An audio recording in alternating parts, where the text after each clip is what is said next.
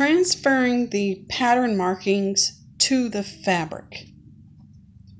Pattern markings may include things like notches, center front or center back lines,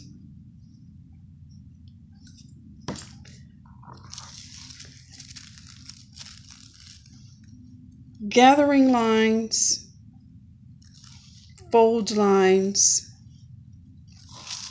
dots, or even squares and circles, large circles and triangles.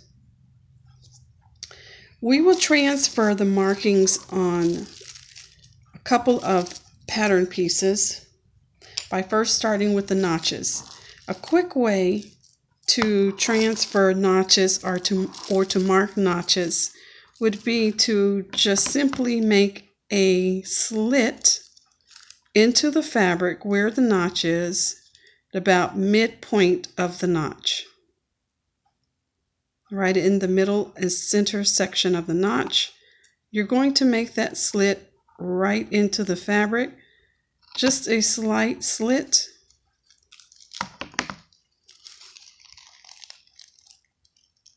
And be sure not to go past the 5/8 inch seam allowance.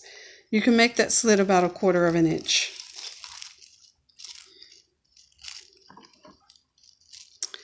For center folds or center front or center back markings, you can do the same. Just make a notch right at that fold,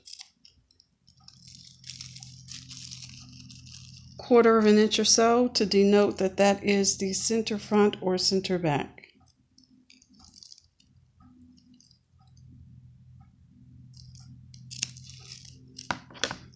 And there are my notches.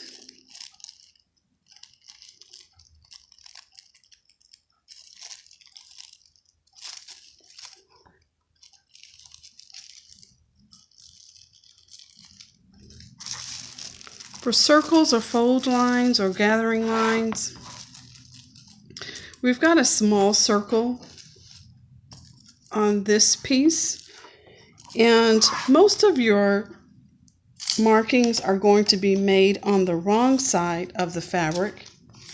However, there are some markings that will be made on the right side of the fabric. Things like pocket placement lines are generally made on the front side or right side of the fabric because the pockets will be sewn to the right side of the fabric. In this case, these are small circles or fold lines, and they will be made on the wrong side of the fabric. To make the mark on both pieces, I'm using a double-faced or double-sided tracing paper, and you want to use the color that is a higher contrast than your fabric. If your fabric is dark, you want to go with a lighter piece of tracing paper and vice versa. So to make the markings on both sides of the wrong side of or both pieces of the wrong side of the fabrics, I sandwich the fabric in between the double-sided piece. And here I'm going to make markings for the small dot and the fold line and the gathering line. So with my sandwich in between, fabric sandwiched in between, I take my tracing paper and tracing wheel, and I'm going to make my transfers of the fold line first, and that is the solid line. I want to give it a really good pressure as I'm pushing down.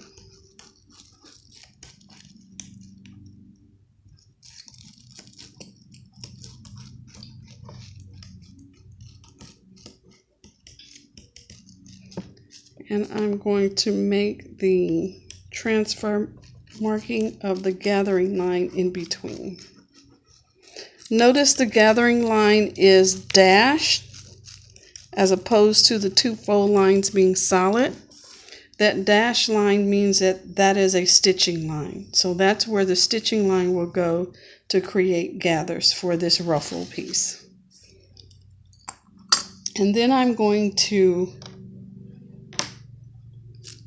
make the circle or transfer the circle. Now, a couple of things I do with the little dots. As you can see, there are the lines. They're very faint, but they're red lines. And you want to do that on the entire piece if necessary. So for circles,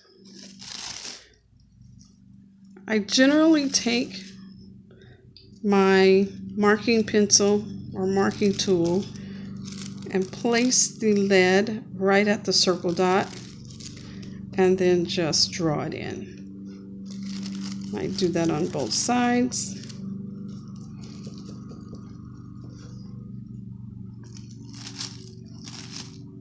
And I have my circle